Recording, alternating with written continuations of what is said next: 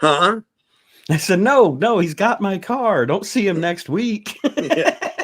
Well, Don't you by know that what point, I'd be like, dude, don't you know the court cost for Grand Theft Auto? Shit'll cost you an arm and a leg and you can't afford it. at that point, that was the second or the third time that I had found it, and it had still fucking left without me. This time when I found it, I opened the hood and I cut every cable that was underneath of it. I sliced all the tires. I mean, I fucked anything up that I could because I said this time it ain't leaving. Because I found it before and it left without me again. I don't before the cops came. Don't ask me how, but I found it at a Walmart too, by the house. And I figured I'd just go in and finish my shopping while the cops said it would be about a half an hour. And I came back out and it was gone again. So I figured he doesn't know where my rental car is. I could have any, you know what I mean, any car parked next to him. But the one-legged Peruvian, he got one over on me. That's a gimmick, brother. Yeah. All right, so what do you guys think about this show? It's not bad. It's not terrible. That's not a lot of notes. not for a bad. If it's a bad show, it'd be a whole page, you know, and then going into the back. All right. I'm ready whenever you guys are, unless you got some more chit chat. Aaron, you ready? Yeah, I'm ready. All right. This week on Reliving the Extreme, Paul Heyman is singing us some Christmas carols this week. And we are getting ready for Holiday Hell 1993. We are reviewing the episode of ECW from December the 21st, 1993. Nate Maxon here with you, along with my brother Aaron. Hello. And a man who is involved in this show when the lights go out again, Mr. Chad Austin from ECW. How's it going, Chad? I feel like I've just been had by a one-legged Peruvian, man. I've been duped. You got to listen to those off-the-air shows that I post now, folks, to hear the rest of the story, as Paul Harvey would say. Paul Harvey, good one. Yeah, deep cut. We are, like I said, reviewing December 21st, 1993. This is the week before Holiday Hell. Unfortunately, I don't think we'll be able to review Holiday Hell because I can't find the show anywhere. I tried. I really tried. But that being said, guys, anything we want to discuss before we dig into the show this week? Anything happening that you that caught your eye this week or caught your ear? Oh, my goodness. What was I going to tell you that was, I mean, besides the cuts in the WWE, that's despicable. Yeah. I mean, Adnan Virk, that's fine. But, you know, Tom Phillips, what the hell? Is that who he fired, right? Tom Phillips? Yeah, Tom Phillips. Yeah, he was like one of the better guys they got. Mm-hmm. General Adnan Virk, yeah, I had no use for him, but... Well, all he ever said was, wow. Yeah. Like, he didn't know the moves. I mean, Pat McAfee, I give him shit because he don't know anybody's name. Or he doesn't know anybody's finish and shit. But that's okay. I mean, at least he's got enough personality. Adnan Virk was awful. He says, wow, whoa. He was, it's like... Maybe it wasn't saying like in an excited wow. Maybe he was just like, wow. Wow. Whoa. Like, what? Zombies? Really? Yeah. Wow. Well, there were times listening to him commentate, I thought he was going to pull an Art Donovan. He was so clueless. Like, hey, Byron Saxton, how much does this guy weigh? So what do? They fire somebody who's completely incompetent, and then they hire somebody who's not even in the wrestling business. He's a UFC guy. What the hell?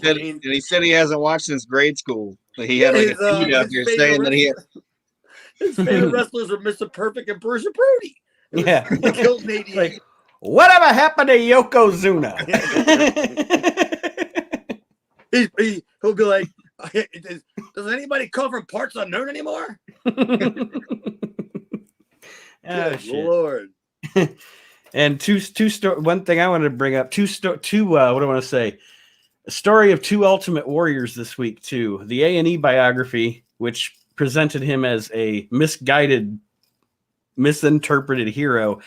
And then the Dark Side of the Ring biography, which presented him as the bigoted piece of shit he actually was. Yeah. So there's that out there too for everybody to. I was never a fan of the Ultimate Warrior growing up. Even as a kid, like when he was a big deal, I was probably, I don't know, 11, 12 years old. I didn't even like him then. You know, I admit I liked Hogan when I was a kid. I was a little Hulkamaniac, but I never dug the Warrior. Just never. He never did anything for me at all.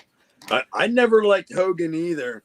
But the first time I got to sit front row at the Baltimore Arena, I went with my buddy. I call him Uncle Brucey. He's like 10 years older than me, and I went with him, and he had like the 4 seats at the end by the rail.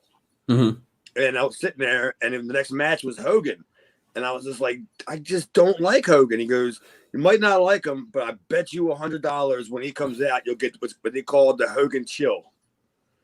And he looked at me when he came out. I went, fuck, damn if I didn't. You know, he still sucks.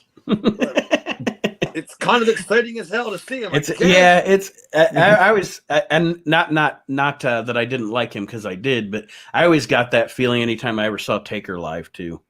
It's just that like, yeah, the chill, like, wow, this is something cool is going on. This guy, you know, there's a heat in the crowd. But yeah, that was it for the Ultimate Warrior here. Our discussion on that, unless you had something on the Warrior, Aaron. Just a racist piece of shit. And yeah, racist, homophobe piece of shit. Do you think if he was alive today that he would listen to any of Jim Cornette shows? Life experience or the no, he'd be too busy watching Sean Hannity. He wouldn't have time for Cornette. Because Cornette he spoke so highly of him. Yeah, I'm surprised they didn't ask him to be on the biography. right. Almost sounded like Ultimate Warrior and Shawn Michaels could have been a tag team. And Jim Cornette had to reunite the Midnight Express to do the wrongs of the wrestling world. December 21st, 1993, ECW TV. And right off the bat, we've got action this week as Tommy Dreamer is calling out Shane Douglas. And we're going to start with a match between these two guys, which Joey is good to tell us this match is still going to be happening also at Holiday Hell, based on Douglas apparently costing Dreamer his half of the tag team championships after everybody was so disappointed that Johnny Gunn didn't show up. I'm just shocked that Johnny Gunn didn't show up. That's amazing. Aaron, any thoughts on this matchup? I have some notes, but I would throw to you first. I thought it was weird of, like, I don't know, and it might, with how the ending happened, it was, but it's kind of weird. Like, hey, if you want to see these guys, you want to see these guys wrestle at Holiday Hell, like let's hype it by having you watch them wrestle on TV. Like, I don't understand why this match is going on, but like I would have like to have Dreamer get a run, like have Douglas do a run in or something. But yeah, it seemed out of place to me. And the other thing is that you can tell what Paulie's trying to do with Dreamer, but the audience isn't there yet with it. They ain't ready. Yeah, they're not ready yet. Joey's even trying to say that, you know, the crowd is into Tommy. He's even trying to goad it on for you as the viewer to think that the crowd is into Tommy. And we still got a little bit of time left before Tommy gets to anywhere close to that, I believe, because it ain't until the Sandman feud, right? So, right. I mean, it was a great. I mean, it could have been a great hot start of the show, because here was my disconnect on it. Joey Styles Tommy Dreamer's in the ring. He's yelling for Shane, and Joey Styles is all excited about, oh my God, he's going to call him out. And then they come out, and I would have expected more of a brawl, like a non-conclusive brawl. Then a wrestling match broke out. Yeah. I have here. You know what I mean? Like, I expected them guys to brawl and maybe had the locker room or the officials or something that wasn't any resemblance of a match. Yeah, I actually have here. Why is there a rest spot in this thing? Yeah, like, why? I mean, even Stan Hansen gets tired. At first, I thought, we've discussed sometimes on the show, and you've brought it to our attention. Sometimes even when I don't catch it, Chad, like they're using something that they're filling time, is what And at first, when I saw this, I thought, oh, are they just showing a match that was not supposed to be on TV because they're filling time? But I don't think they were, because the match pretty much has an angle in it, with the chain deal, which we'll get to when I kind of. At first I thought, well, they must have ran out of stuff and they're putting this on the show, but that was not their intention. Their intention was for us to see this match. Yeah, and it wasn't a bad match. Mm-hmm. Like, technically, I was waiting to make some sort of joke about Dreamer, but Dreamer didn't do anything bad, and it had a nice build for a wrestling match. A regular wrestling match. It had a nice build. Shane Douglas should stop doing the Ric Flair spot over the top rope. That was tremendous. That was awful. Now he almost ended up in the popcorn stand. I mean, he couldn't fall any further. Like, he flies over the top rope, stumbles down the apron, falls onto the floor, rolls over to the guardrail, far side over there to the guardrail. I'm surprised he didn't backflip over the guardrail and sit on a chair, and the chair goes away. You know what I mean? He takes out a fan, and that fan knocks down another chair with a fan on it, and the whole arena is like a domino. It's like a Benny Hill deal. Because Tommy Dreamer's buckle whip, it has so much velocity. It injured about 800 people at the ECW arena. The notes I have here: Dreamer is a really good seller. And there was some good sympathy spots in this match. Douglas working over the injured ribs. There's a ref bump. Shane Douglas gets a chain. And the gist of the finish, folks, Shane Douglas gets the chain out of his tights, cracks Tommy with the chain, then wraps the chain around Tommy's hand, lying, cheating, and stealing even before Eddie Guerrero. And the referee then disqualifies Tommy Dreamer. That's the match. And like I said, that was that was almost giving me too much of these two heading into a super show. I don't like that. I'm not a particular fan of that, the way they did that chain finish. Mm-hmm. Like, so I don't even really buy the gimmick where the guy puts it in the guy's trunks and then, sells it to the referee that he has the chain. I mean, that to me is kind of believable, mm-hmm. Kind of. In a sense, but why would he? Tommy Dreamer was knocked out too. You know what I'm saying? Yeah. So what did he do? Punch Shane and punch himself? It's. So why would the referee disqualify when he's knocked out as well? Exactly. Yeah. And the thing where they always say too, oh, the referee can only call what he sees. He didn't see him hit him. He saw two unconscious guys. I mean, that kind of ruined it for me. They could have done something totally different. Mm-hmm. I mean, I'm not saying I don't know. I don't have a better idea, I guess. But I mean, even the gimmick that he would have put the chain in Tommy's trunks after he punched him, and then he went to go help the referee up, and then maybe he felt like the referee was kind of back turn or whatever, and then Shane fall when Tommy Dreamer was getting up. But they're both laying there unconscious. It was silly. Well, and then to follow that up, follow along with us here, listeners. Joey Styles is essentially, this is not what he said, I'm not quoting him, but this is essentially what goes down here. Ladies and gentlemen, you just saw a match between Tommy Dreamer and Shane Douglas. And now we're going to show you the video to show you what's going to lead up to a match between Tommy Dreamer and Shane Douglas this Sunday or this Saturday or whenever Holiday Hell is. So they recap their feud after we've watched them wrestle. Yep. And I don't know. This is all a big misstep, at the beginning. And like Chad said, the match isn't bad, but it's the placement and the why is it there? And then the main reason all this happened was because the reason it started was because Sherry was in vacation. It was in Mexico vacationing with Jake the Snake Roberts. Can you imagine Sherry Martel and Jake the Snake Roberts in Mexico? In 1993. In 1993. Holy shit! That's when Jake was probably in his. Oh my god! That explains the Mexican Coke and tequila shortage of early 1994. The 1990s drug shortage in Mexico. It's because of Jake and Sherry. They tracked it all the way back to AAA. Because there was so many of the local drug dealers were in the Coliseum, Mexico, or whatever, that they were all there. There was no drugs on the street. Yeah, that killed me, man. I didn't catch it at first because I think I was writing something down, but then it went a second later. It hit me, and I was like, "Oh my god!" I was just like you, Aaron. Could you imagine them two wild in Mexico? Holy shit. It's the first time it ever snowed in Tijuana. Yeah, man. Because I know I got away with a lot of shit in Mexico. I can imagine what they got away with.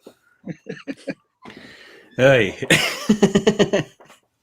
I'm glad we all picked up on that because it was like there's no way we can let this go. This is this has to be discussed. I mean, I hung out with Jake and Sherry in Atlanta, and that was bad. I can imagine in Mexico. I just watched the recent Smoky Mountain. I didn't even believe. I forgot that Jake actually even made a taping. I knew they kept talking about bringing him in, but he had just lost a hair match in Mexico because he comes in all bald headed, wearing a do rag, and I'm looking at it going, "Who the hell is that?" And then I turned the volume up, and I'm like, "Dude, that's Jake." It's like he lost to Conan, right? Mm-hmm. Yeah. And then how much would they had to pay Jake to do that? Well, not exactly how much money. I think we just discussed it. Yeah. it was a closed arena. Only the drug dealers were allowed to go to the arena that night. Antonio Pena got connections. It's all right. I'm sure. If I got connections in Mexico, I'm sure Tony Pena does. Joey runs down the Holiday Hell card that we have been discussing. We have a Variety Club ad. We have an ECW merchandise ad. And Jay Sully is still around. Yeah, Jay Sully's back. Fuck Maddie. Yeah, at this point, I'd rather have Jay Sully. I think. That's what I'm saying. So annoying. And you know what I noticed? I mean, I know we may have touched it before, but if I was calling, say I wanted to buy some ECW merchandise, right? Right. I would call what? Was it 215-544-0421, right? Because I want to buy merchandise. If I want to buy tickets to the arena, what do I call it? 215-544-0421. and what if I want to get all the latest scoops from the ECW locker room? Do I call 215-544-0421? And how long do I sit on the phone to actually get whatever I'm calling for? I'm gonna sit through the scoops and ticket information, and there's no way it's automated. There's no way it's automated. It's like Kramer when he did movie phone. Why don't you just tell me what you want to hear? Exactly. So I wonder if that's the mystery house guest's phone number at Paul's house. And we get that Terror at Tabor voice that Paulie did. He's like, "Would you like to buy tickets?" Yeah. Press 1. That's the mystery. Yeah, right. That's the mystery house guest. Say tickets. I used to love that when I would call Paul, and because before he really knew my number, he might have had caller ID and it may have just said Maryland, and he'd pick the phone up and he goes, "Hello," and I'd be like, "Hey, it's Paul there." He goes, "Who is this?" And I would say, "Chad," and he would be like, "No, Paul's not here right now." And clearly it was him. I just couldn't believe that he just didn't say, "Can I call you back? I'm kind of busy right now." That's all he would have had to say. But I hung the phone, I'm going, "That was Paul." and it happened a lot because, Paul was on the phone all the time. Right. But it was just weird that he just pretended, he didn't even pretend to be somebody else. He just said he was somebody else.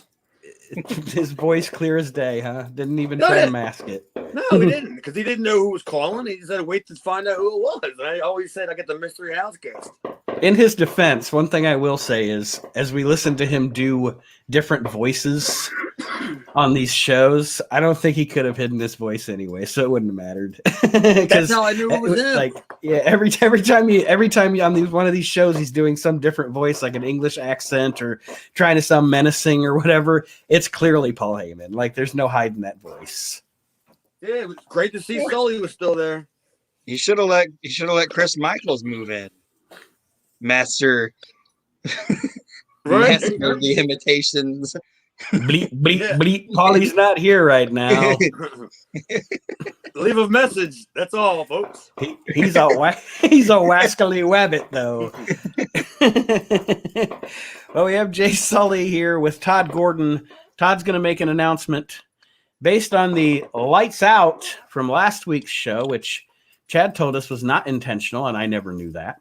But based on that, they're going to run with this, and we are going to have a lights out battle royal at Holiday Hell. The winner is going to get a turkey full of $100 bills. Aaron, you go first. I just know that Sal was probably excited till he heard there was going to be $100 bills in it. Dude, I don't know what the hell. Who came up with that? That sounded like it was made up like that quick. That's as quick and as bad as it sounded. That's about how fast they had long enough time to think about what they were going to do. A lights out battle royal. Who the fuck's going to? It's a good idea. I think he said like the lights were going to go down and then come back on or whatever. No, he said the lights are going to be totally turned off. Mm-hmm. Because I was thinking like that's stupid. We had a lights out match. We had a lights out match in Baltimore one time between Jake Roberts and Ronnie Garvin from Georgia, and nobody knew the stipulation. And the ring announcer says, to make this match officially a lights out match, we are going to turn the lights out. So they turned the lights out, but turned them back on. So we were like, so what the fuck was that about? Because they never explained to you that the lights out match was unsanctioned. Right. They never said that. They just said it was a lights out match. They never said it was unsanctioned or anything. So in order to have the match, legally or whatever, they had to pretend like the show was over. So therefore they had. So I never knew that when I was a kid. I'm like, that was the dumbest thing. Like they just turned the lights off and turned it back on. That was stupid, man. That was just, And then them going. I mean, I don't know where that Christmas turkey thing is, but I'm not even sure that battle royal even happened. Somebody took the turkey, so they weren't able to. Yeah, couldn't afford it. I dude, that's an expensive turkey. Just keep the turkey. Give me the $1,000. Yeah, you can keep the turkey. Like Aaron said, that kind of money, I can eat turkey wherever I want. Cook it for the Variety Club kids. Jesus. Yeah, the Wolfman. He's one of them. Gordon also promises that somebody's going to get blown up in the ECW arena, and I wrote that he's right, and it's probably going to be the Sandman in his match.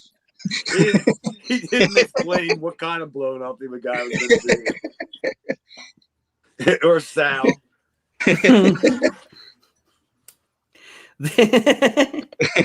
The next thing they talk about before we go to some promos about this lights out battle royal, JT Smith gets to pick a partner to challenge. Go ahead, Aaron. No, say what you were going to say. JT Smith gets to pick a partner to challenge Tasmaniac and Kevin Sullivan for the ECW Tag Team Championships at Holiday Hell, and his choice, Superfly Jimmy Snuka. What an idiot. What an idiot. This guy has a terrible track record with mentally unstable old wrestlers. like Terry Funk's kicking the shit out of him. Kevin Sullivan's kicking the shit out of him. He goes, hey, let's pick this one that's actually he should have picked somebody. He should have picked somebody like John Tolis. Who would have been like 81, whatever, 93, and he still would have been a threat. Ivan Koloff. He's he's not too far gone after this. This guy's worse at picking partners than staying. Yeah, right. Must be a dick backstage. Yeah. I mean, now is the perfect time because with all this excitement that's going on, like all the recaps and the video packages and stuff like that. Now is a perfect time because I kind of got lost in all that, and I forgot what matches were going to happen in Holiday Hell. So thank God Joey Styles is there again. To give me a rundown on the matches of the game because I just kept forgetting. Yeah, And I mean, now the perfect time to run down the matches once again for Holiday Hell. I'm already watching the show. Yeah. Like And you already actually what got me Raw on Monday Night Raw. Mm-hmm. I'm already watching it. I know the matches that are going to be on the show. And you've told me 6 times already, and it hasn't even been a half an hour yet. Yeah. No. And I think he even ran the matches down during the Dreamer Douglas match. So there's 7. And they're really, really hyping up this explosion, and we're going to find out that that's not that's not going to pan out for ECW here. And there's got to be a tape of it because I mean, there's no way that Paul knew that the explosion was going to flop like that, right? Yeah. And I mean, maybe he destroyed the tape. Oh, Paul wouldn't do that. There's no chance Paul would do that. I'm sure we're going to see footage of the event on the shows we watch, but I dredged every kind of video source that I could think of to try to find it, and I cannot find it anywhere. So unfortunately, I can't believe I don't have it because I could have swore that I had every arena show that was taped. Mm-hmm. I could have swore I did, and I know that I didn't. If I didn't have it on a store-bought DVD, I had it on VHS. But I don't know. I can't even find half my DVDs anyway that I'm looking for. So I mean, if I do come across it, we can always review it at a different time. No? Oh, sure. Yeah, definitely. So now we've got Terry Funk out. It's supposed to be Funk's Grill with Sabu. And Terry Funk comes out. Damn you, Styles. I love that. Pushes Joey Styles out of the ring. Then he called him a puke again or something. He did. I think a putrid little puke or something like that. Yeah. He calls out Sabu. The gurney comes out. It ain't Sabu on the gurney though. At first I was like, the fuck is that? Chris Michaels?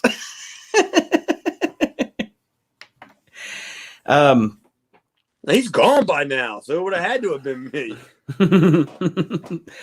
So let's talk about this segment, Chad. I don't know. I don't even remember how it all came up. I mean, why? I don't know why I was chosen to do it. I don't know. There had to be some other people in the locker room that or that weren't going to do, that weren't like wrestlers.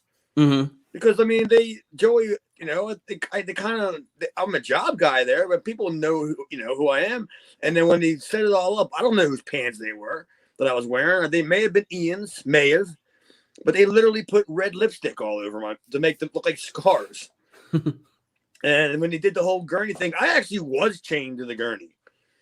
Like when I make the joke about Sabu, all you got to do is like duck down and the chain will just slide. It'll just slide right under it. But no, I was like actually wrapped up on that bitch when he threw me in there. I mean, of course, me and Terry didn't go over the match, right? You know what I mean? Or go over. It's just like they're gonna feed me in. He's just gonna bounce me around. But he kept yelling at me. Do you understand what I'm saying? I don't know. You're not saying anything. You're literally just asking. Yeah, I can clearly understand that you say. Can you understand what I'm saying? But I mean, did you say anything else? But no, it didn't. It was fun because that was my chance to get to work with Funk. Mm-hmm. And I was happy as hell to do it. I didn't give a shit how bad I looked. But that's where the whole Chabu thing started. Then after that, I just became Chabu every time I would do a Sabu like spot. It would be Chabu. That's what I thought got me to heat with Sabu. But apparently, me and Sabu were friends and we're cool, and I didn't even know that. Well, that's good news. That's good news. He didn't act so cool and friendly when we worked each other.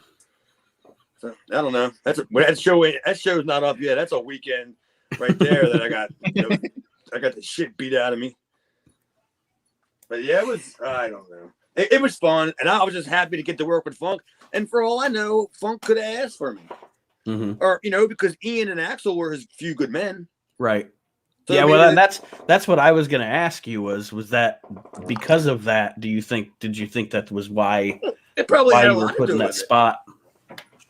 It probably had a lot to do with it because Axel and Ian knew me better than anybody in that locker room. Like they knew. I mean, that's why they took me up there in the first place to do jobs for them because they trusted me. So Paul Bide needed a suggestion, and Axel probably just said me, and no one was going to say no. Right. Like a decade later or so, I ended up on the Jerry Springer show. So getting made a fool of on national TV is nothing new to me. After the segment with Chad, it kind of dies down. Paul Heyman comes out to verbally spar with Terry Funk. Aaron? He implies that Dory Sr. didn't die in Terry's arm. He killed himself because he was a sissy coward piece of shit. Texas piece of shit or some shit like Texas that. piece of shit, yeah. So Dory Sr. apparently killed himself because he was offended by his Texas sissy coward piece of shit son, Terry Funk.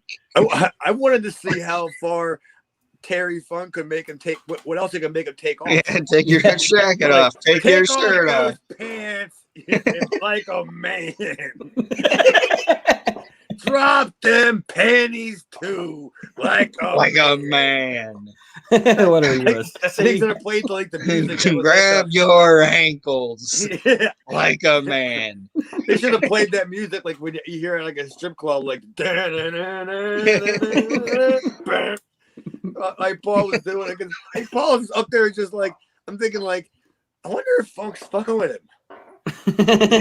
You know what I mean? Yeah. Although with Paulie, the music would be the music for those geese and Aristocats. I never saw it.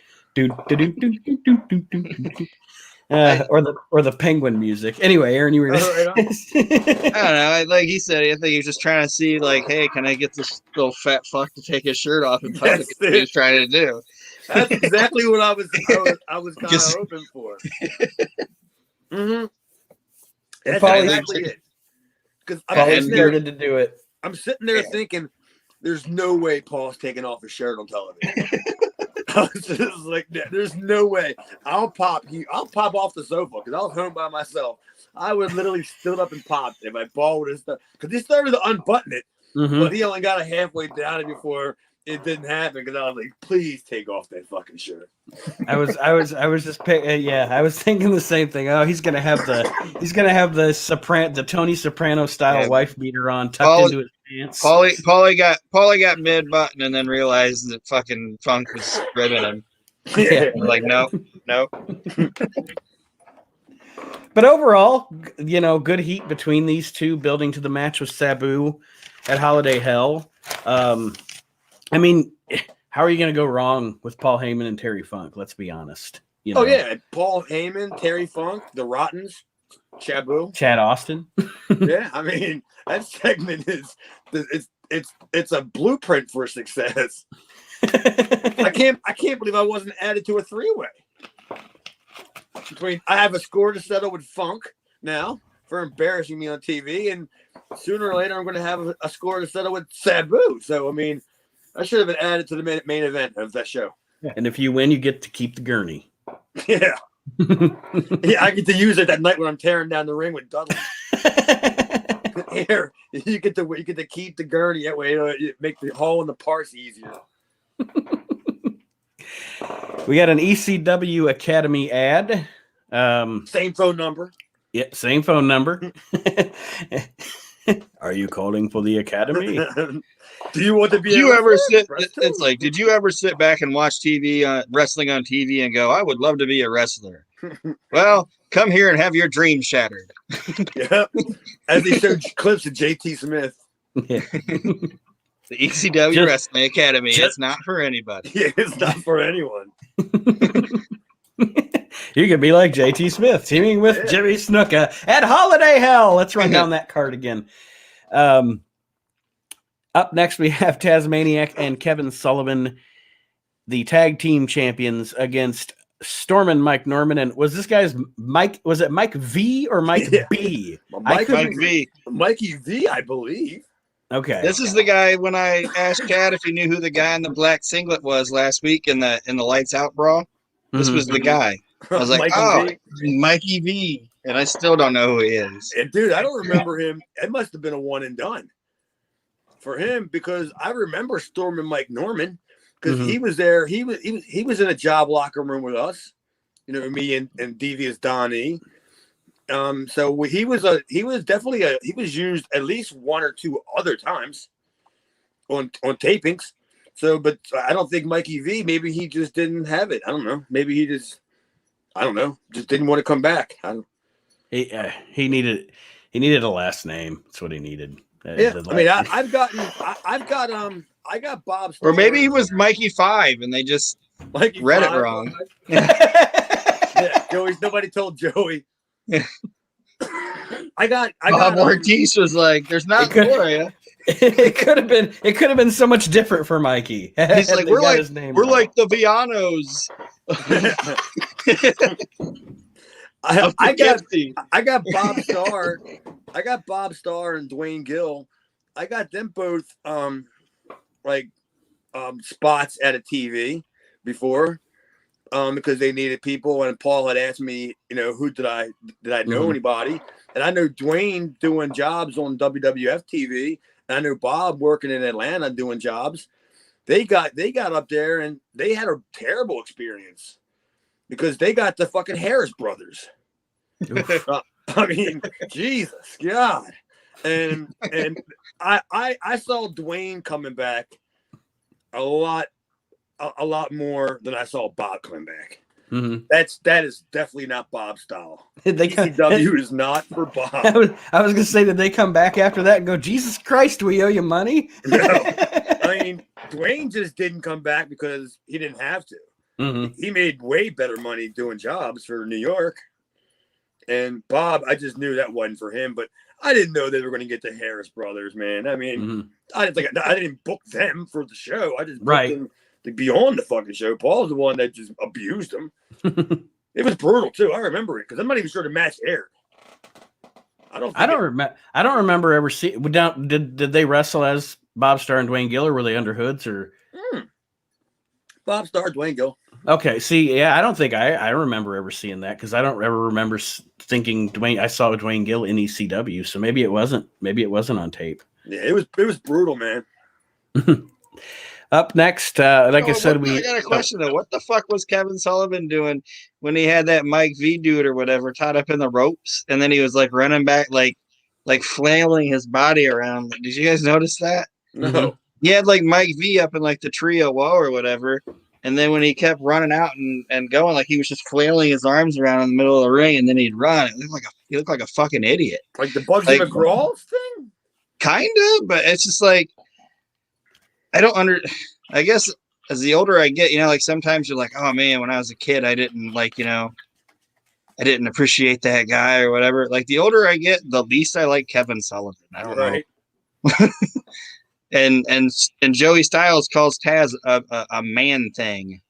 Yeah, I noticed that. This man thing. What is he doing? And like Taz is like crying why Sullivan has that fucking towel over his face. It's like, what the fuck is this? Yeah, I actually have on my notes here weird shit with Taz. Like I didn't quite understand what that was supposed to be. I would love to hear Paul. If Paul said it, that Taz or not, and when Sullivan does the deal when a woman puts the gimmick on his eyes, we want you to do it too, like sell like he does. And I could just because I know Taz, I could just see him going like, "What the fuck, brother?" You know, like what? He's like roll around like a fucking goof, like you know. And you're gonna call me man bear pig? What the fuck? I could just see the expression on Taz's face.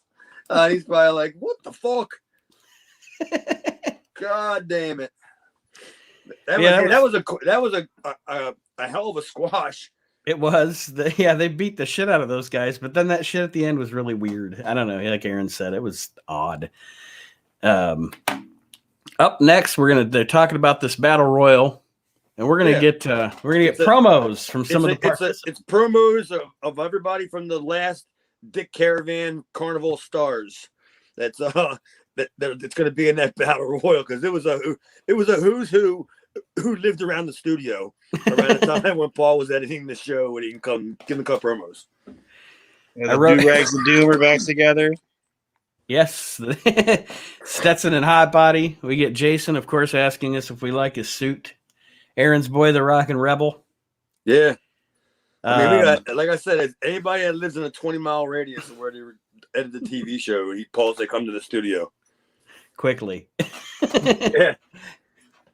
And Maddie, you get to answer the hotline because I'll be out for a little bit. Yeah, he's trying to do promos, and in the background you hear, "Whoa, Maddie in the house!" Like, Maddie, can you calm it down? Whoa, Maddie on the phone. I'm trying to sell this lights out battle royal shit that I'm just made up. Sorry.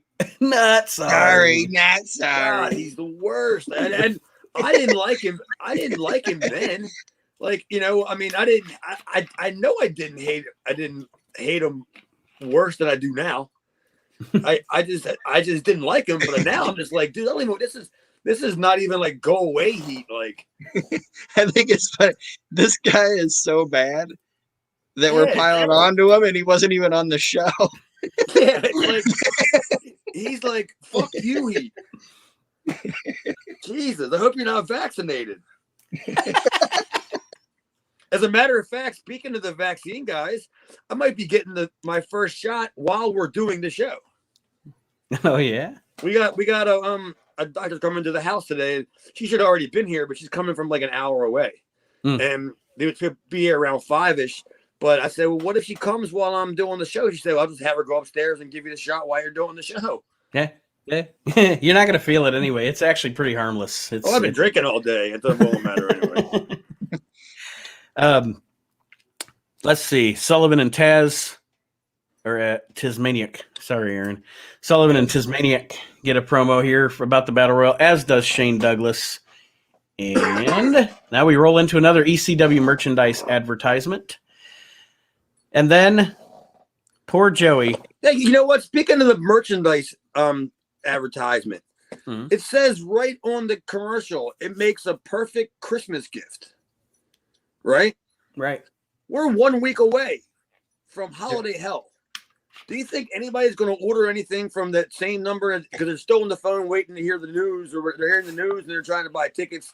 Then they're going to try to buy merchandise. Then they're going to get it before Christmas. No, they're not getting it before Christmas. No. There's no way. They're not getting it before Easter. They might not even get it. Yeah, right. Paul.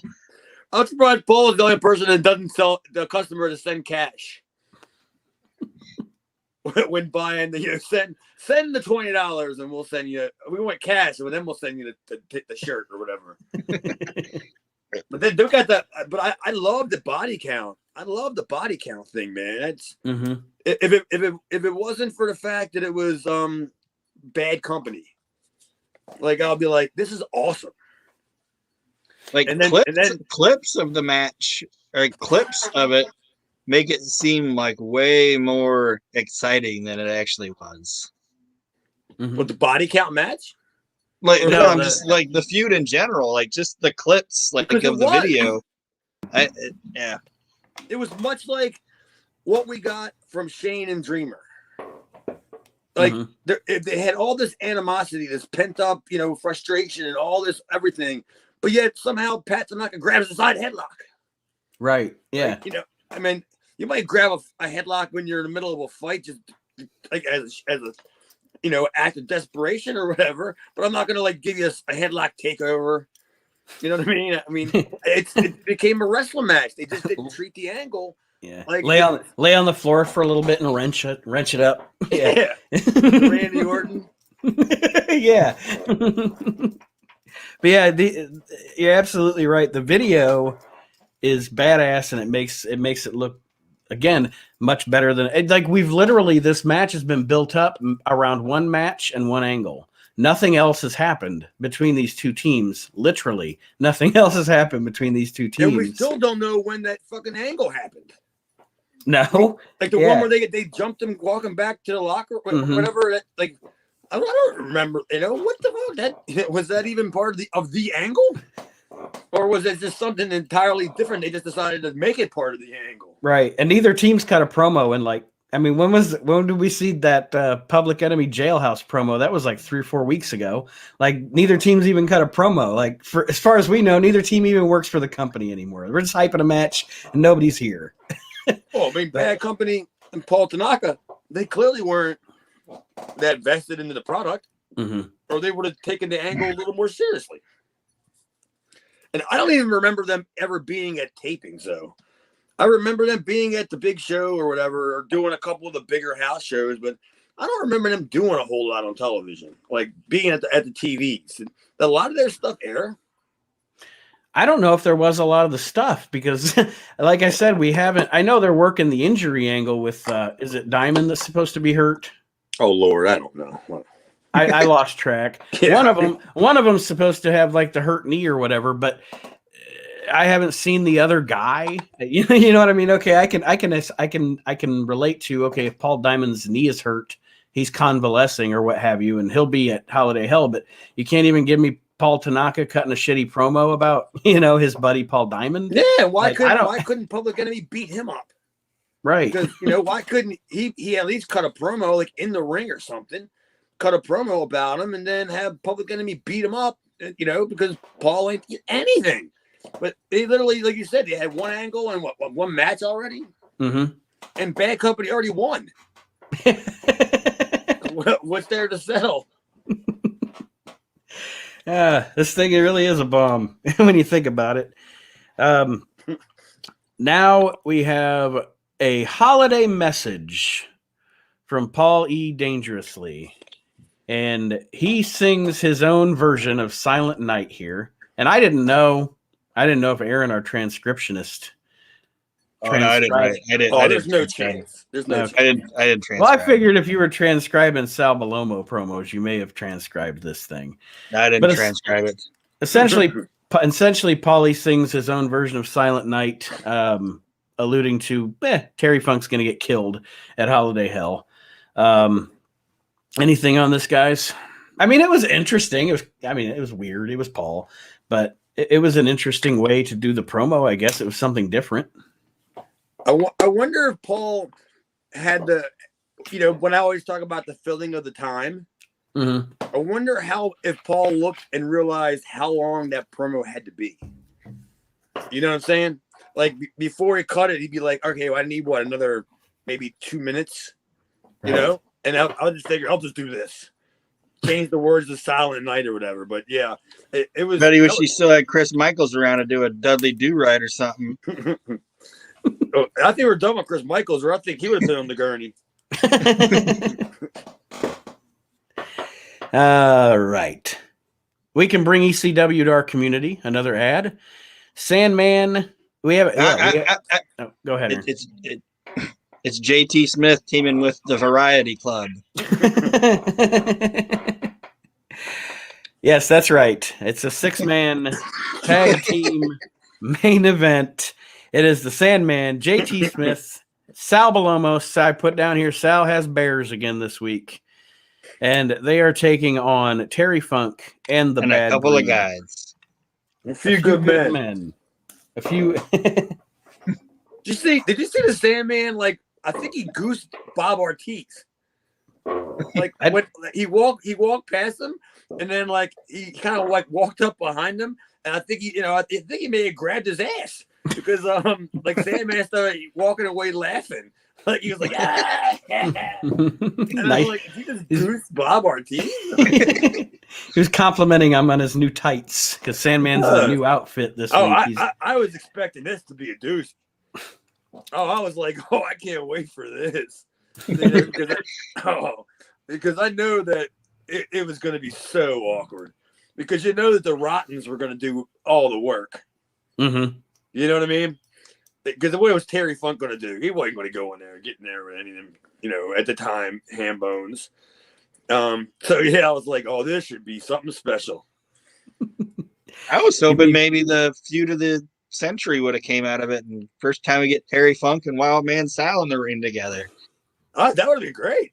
Yeah, Terry Funk versus Sal Balomo in a blood feud. Imagine the promos. Imagine the promos. The back and forth.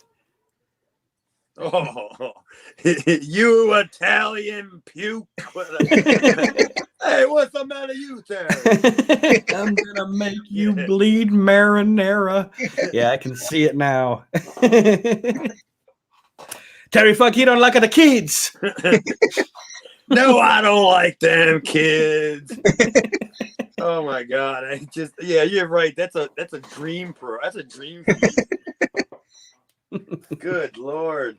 This is when the lights went out, right? Yes, the match doesn't actually happen. Now I don't know if the match happened. No, I don't think it did.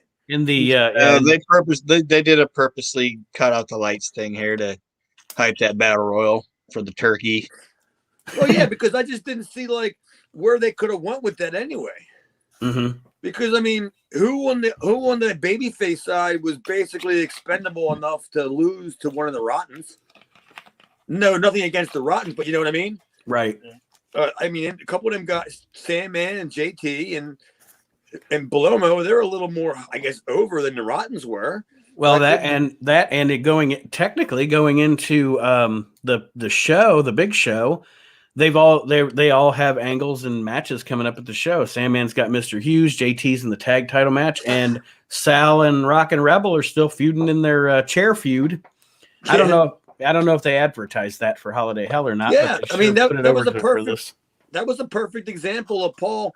He wrote down on paper, let's pretend like we're going to give him the biggest main event we can for television, because it ain't going to happen.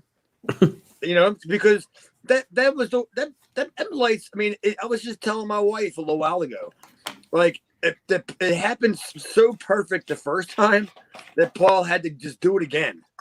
Because it wasn't on purpose the first time. The second time was completely on purpose. Because if the power went out, where'd you get that big spotlight from? Yeah. You know, I'm like, get the fuck out of here. Because I don't remember. I think I do remember it legitimately going out once again, but that wasn't it. And with the power kept coming. You know, going out, coming back on, going out for dramatic effect, which, I mean, you know, again, it was effective. You get a brawl out here. You're trying to put over this battle royal anyway. Kevin Sullivan attacks JT Smith in here. That lumberjack dude is out here. I saw Mikey V in there taking some shots at people. I actually wrote down Mikey 5. Mikey 5. Yeah, Mikey 5 is here. Mikey 5, Dr. Shuffle. Mr. Hughes shows up. Chad Austin, we haven't seen him yet tonight, right? He makes his first appearance. Apparently, he took a beating. Yeah, you got hit in the head with do-rags of doom or putting it to you, man. I think one of the last things that Joey Styles says on the show before he pitches to the, you know, to go off the air is the second time the match. He goes, Chad Austin taking a beating of his life, because it was the second time they just saw somebody else was just beating me up. Yes, like, yes. He actually said Chad Austin taking the beating of his young career is what he said. Yeah. I can't believe I got 2 mentions by Joey in the same beating. We got Terry Funk running the ropes like a madman. He sets up a table to put JT Smith into. That's not terribly successful. I mean, it happens, but it's not terribly successful. And then Sal Belomo and we get the Sal Belomo Rock and Rebel showdown with the chairs that the ECW universe has been waiting for. Clamor. I know Aaron popped. They've been holding on for hours on the hotline number to say how much they can't wait for this match. I wonder how much others, like, if you were calling to find out the scoops that were going on, how much like merchandise was sold in that time while you were on hold, and if they actually purchased tickets. You know, the guys on hold for so long waiting to hear the scoops that the show, $20 a ticket. Oh, okay. I wonder if that was a marketing thing by Paul. Would you also like to hear some scoops? Yeah, the locker room news. Can you imagine Paul running a fucking hotline? What is he going to tell you? You know what I'm saying? He'd work hotline angles. Yeah. Maybe it was that Willie Watts dude. Remember him? No. Scoops. Bill Watts' Black Sun. Yes, all right. That was going back a few shows. That is a throwback. Willie Scoops Watts. I forgot about him. Bill Watts' illegitimate Black Son. Maybe he was the guy that ran the hotline. I don't know, but I believe I actually probably think Feinstein did it, or somebody like that. I just can't see it being a Paul. Because at this point, it's not far off from RF Video's existence, are we? Can't be. I think it was like 94, 95 when that came into existence. I'm pretty sure. I'm pretty sure that Rob was still setting up tables at the arena selling tapes. Like maybe not ECW stuff, but I'm sure he had a table there, because that's back when the days when I saw his stuff and I was like, damn, man, that's a lot of shit. We get Sal Balomo chucking chairs into the ring here, because somebody loves Sal Balomo. Somebody in power loves some Sal Balomo here. And then I don't know why. Maybe you guys didn't. Maybe you did. I laughed my ass off when Jason came out and did the suit gimmick over the house mic. I thought that was great. It was fantastic. Total Jason. Yeah, it was great. It was fantastic. Like, here's this super hardcore moment we're trying to do, and then he comes out, how do you like my suit? It was a great way to end the show. I loved it. Actually, that wasn't the last thing you saw on the show. No, that's the last thing I wrote down. What did I not write down? The show, all this wild brawl, ends with Sal Balomo doing the Italian war cry in the middle of the ring, and everybody doing it back to him. And that's how we go off there. Like, all of this insanity ends just with Sal doing the war cry. It's perfect. Well, I mean, I'm not necessarily going to say that, give him my grade right this second, but this really could be the start of something decent. Mm-hmm. And you know what? Like, they say Hogan must pose. Sal must cry. Must war cry. I'm going to miss him when he's gone. Yeah, watching these shows, I really am. I'm gonna miss Sal when he's gone. There's a lot of guys we've watched in these early days that I'm like, hey, good. I'm glad he's not on the show anymore. I'm actually gonna miss Sal when he's gone. He brings a charm. He brings a charm to the show. And the stuffed animals for the kids. Yeah. It's like, I know all the rest of that stuff's fake, but Sal's real. Yeah. Right. Sal's still real to me. Damn it. He's got a career resurrection on this show too. Even though he's dead, he's got a career resurrection on this show. But yeah, love me some Sal Balomo. All right, Aaron. Overall, what did you think of this episode of ECW TV? I enjoyed it, and it didn't drag, and nothing really offensive happened on it. I enjoyed the show, and I probably gave it the highest rating I've ever given one of these. And you guys aren't going to agree, but I gave it a C-. Yeah, I'm gonna give it probably the highest rating I've ever given a show so far too, and I think it stunk. I mean, it's a far cry from It Was Pitiful. It's a completely different game from It Was Pitiful. But it was an easy watch, because not one time did I hit the button to see how much time was left. Because normally, if I'm sitting there watching it, I'm watching it on my phone anyway. So I'll just, if I get bored watching, I'd hit the button to see how much time's left. By the time it was coming to an end, I didn't even realize it had been a whole show. Right, it was over. So yeah, it wasn't awful. And the biggest issues I had with the show weren't necessarily what was happening, or what was going on, or any of the promos, or any of the matches. Everything was fine. The biggest issue I had with the show was some of the missteps in hyping the big show that we have mentioned, in that you've already seen Tommy Dreamer and Shane Douglas now. And like we mentioned too, we haven't seen the principals in the body count match in weeks, or heard from them.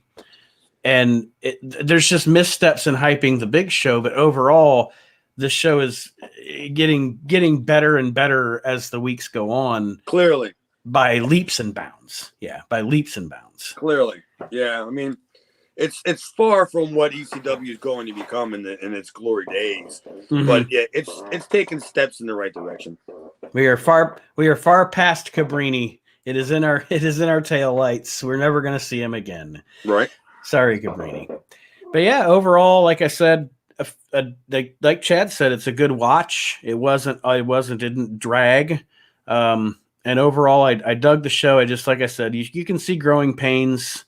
And again, like I've said before, sometimes I see a little bit of Paulie's vision clashing with whatever Todd's vision is at times as well. But more and more Paulie as we're going through these shows, definitely. Yeah, definitely. Yeah, Todd has probably just stopped bothering. Yeah, at this point, he's like, "Fuck it." Yeah, I mean, Paul ain't telling me shit, so let him just do it. Well, that being said, any parting words for our listeners, gentlemen, as we wrap up this episode of Reliving the Extreme? No, I like to say at first, I gotta pee, and then second, buy the shirt. Buy the shirt. Yeah, bitches. And also, please do check out WrestleNet Radio. We've talked about it on the show before. There are episodes of this show on there, the We Can't Wrestle podcast, our buddy Archie Mitchell, and the If You Smell What the Arch is Cooking show every week. Pay-per-view roundtables after the pay-per-views are over. We're going to be, oh God, I'm going to have to do that AEW pay-per-view. We're going to be reviewing that probably on Tuesday night on WrestleNet Radio. So check out WrestleNet Radio. Please do. It is available in the Google Play Store. And if you have an Apple phone, you can go to the WrestleNet Radio Facebook page, open up in your Safari browser, and listen 24/7, 365. That being said, Aaron, Chad, thank you for joining me for another edition of Reliving the Extreme, and we will see you next week, everybody. Have a great one. When is that AEW pay-per-view? Sunday. I'm getting it. I don't think on paper it looks all that strong, but I like AEW. Where do you buy their pay-per-views at? Are they on Fight TV?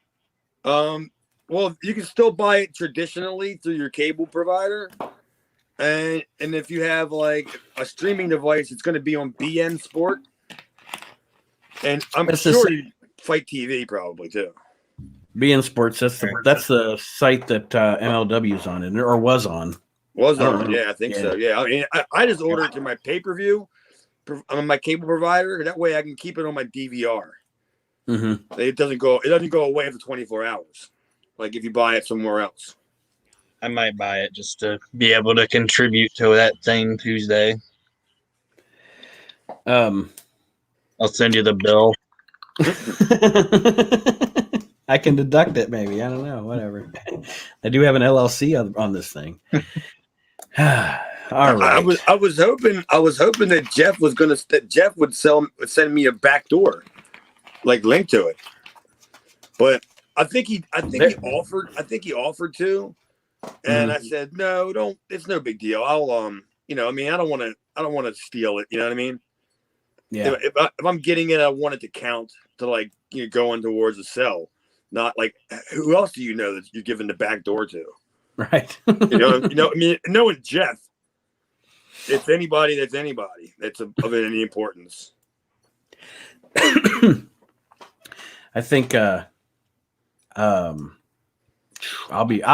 think I have to close Sunday, so I'll be watching it after it's actually over. And then probably, Aaron, just so you know, if you want to be on the round table, we'll probably do that on Monday night, and I'll air it on Tuesday. Okay. Well, let me know if something happens and you need a spot. I'm gonna watch it anyway. Okay. But it's probably not gonna be because I know we got that thing tonight, and then tomorrow during the day we're gonna be at a friend's house. And then Sunday during the day, we're going to be at a friend's house. And I'm sure by the time that we get home from these houses that we're going to, I'm going to be bombed. Yeah. So I'll probably just avoid the spoilers and watch it like Monday as well. Mm-hmm. when she goes back to work.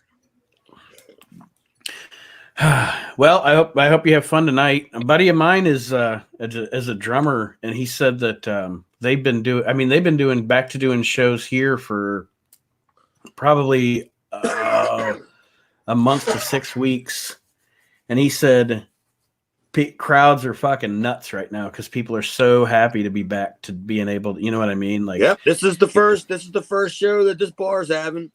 Mm-hmm. He was like, dude, I could play like dog shit right now, and people think I was the best drummer. I just can't believe they're booking my buddy's band.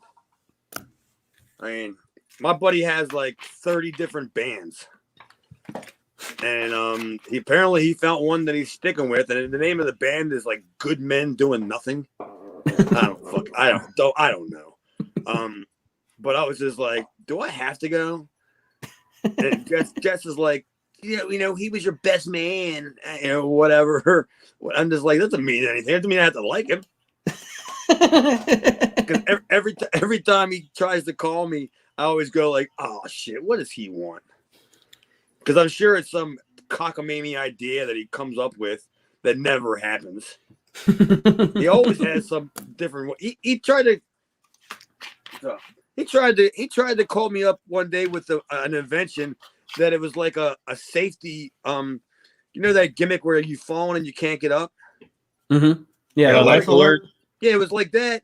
But if you ever have a heart attack, like while you're masturbating, if you ever have a heart attack while you're masturbating, it automatically calls the authorities for you, or it calls somebody that comes to pull your pants up. and I was like, Chris, you called me for this. Like, he's like, what do you think? Is it possible?